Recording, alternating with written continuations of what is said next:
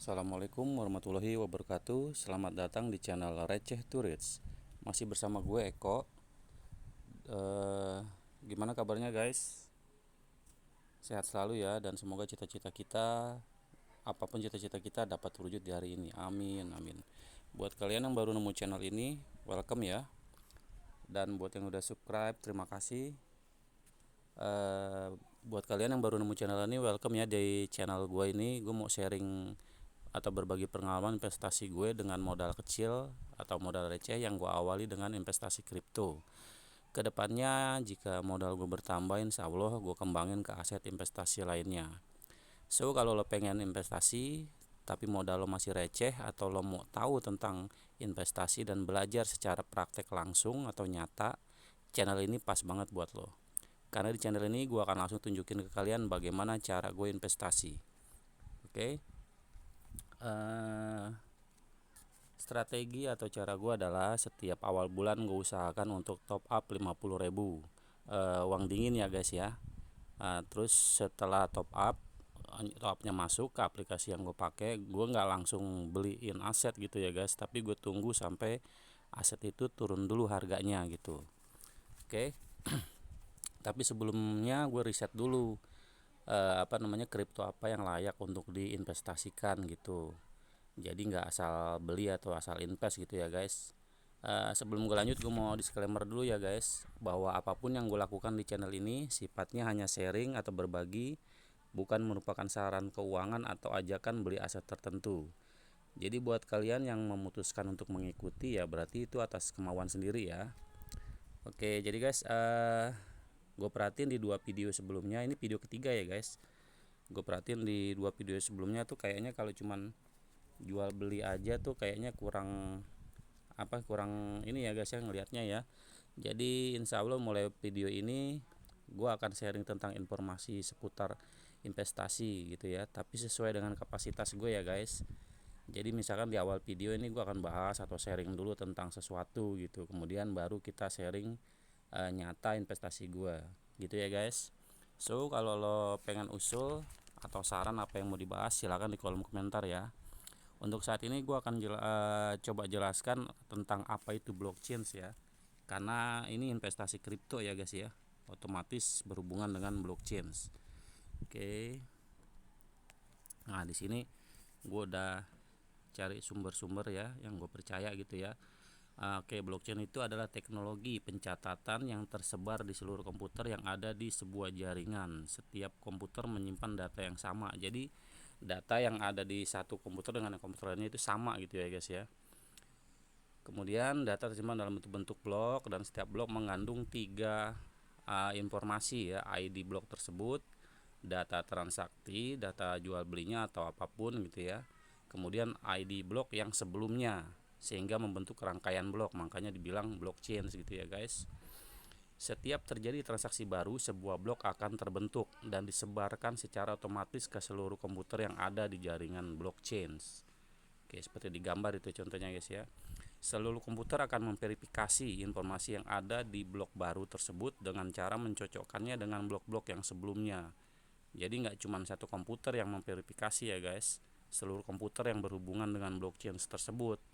Dalam hal ini kripto ya berarti dengan yang berhubungan dengan blockchain dari kripto tersebut gitu ya guys. Oke. Umumnya diperlukan persetujuan minimal 51% dari total komputer yang ada di jaringan blockchain untuk memproses sebuah transaksi. Jadi misalkan jaringan blockchain Bitcoin nih guys, ada 100 komputer gitu misalkan di seluruh dunia. Itu seenggak-enggaknya ya berarti 51 komputer menyetujuinya gitu ya guys ya. Oke, jadi nggak sembarangan juga. Nah, ketika mayoritas komputer yang ada di jaringan blockchain sudah setuju, baru blok baru tersebut akan ditambahkan ke rangkaian blok yang sudah ada. Perubahan ini otomatis tersimpan di seluruh komputer yang ada di jaringan blockchain gitu ya guys. Oke, mudah-mudahan paham ya guys ya. Jadi terjadi rangkaian-rangkaian gitulah, kayak seperti inilah nih contohnya gambarnya ya guys ya, perkiraannya gitu, simulasinya. Oke, jadi antara blok yang satu dengan blok yang lainnya terhubung. Nah, itu sebabnya ada yang mengatakan bahwa untuk ngehack blockchain, suatu blockchain itu hampir almost impossible gitu ya, hampir tidak mungkin karena mereka saling terhubung satu blok dengan blok lainnya. Jadi kalau misalkan mau ngehack satu blok ya seperti ini ya, berarti blok lainnya juga harus dihack gitu secara waktu yang bersamaan, detik yang sama gitu loh guys. Jadi misalkan nih saya transaksi dengan siapa gitu kan, kemudian ada orang mau tahu nih alamat saya gitu, alamat transaksi saya ya kan, misalkan saya ada di blok yang tengah gitu guys. Tapi untuk menghack tersebut ya dia harus bisa ngeblok yang lainnya juga gitu loh, apa namanya, bukan ngeblok, ngehack gitu ya, ngehack yang lainnya juga secara bersamaan di waktu tersebut, di menit tersebut, detik tersebut gitu guys. Jadi agak impossible gitu ya, itu makanya dibilang aman ya guys. Oke. Contoh kerja nyata dari blockchain itu apa sih? Itu peer to peer ya, sering dibilang peer to peer.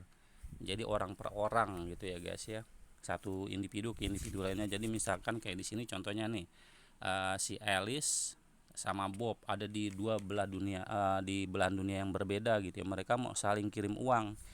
Kalau melalui bank itu kan lama ya guys ya, mesti transfer, mesti ke banknya dulu, konfirmasi dulu segala macem lah, pihak ketiga gitu ya.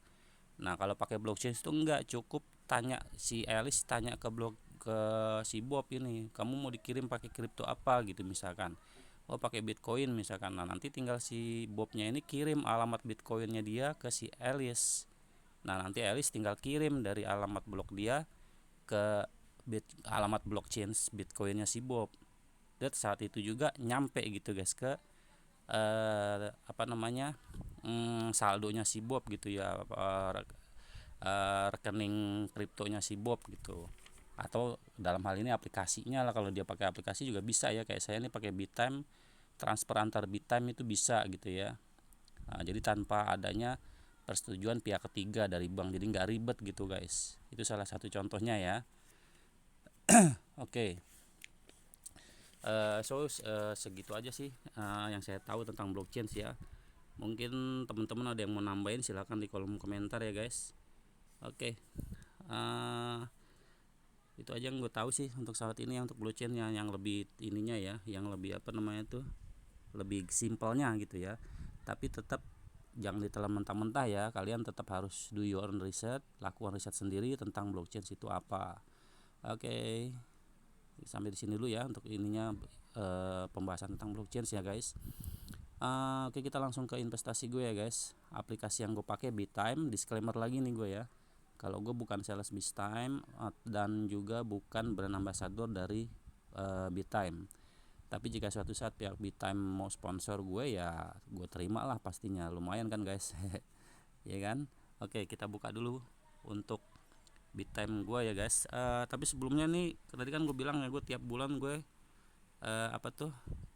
berusaha untuk menyisihkan gitu ya uang dingin sebesar 50.000. Nah ini screenshot gue di akhir kemarin ya, sebelum hari ini gitu ya, kemarin ini IDR ya, yang kita lihat IDR ya guys, kalau top up itu kan 94.000 ya.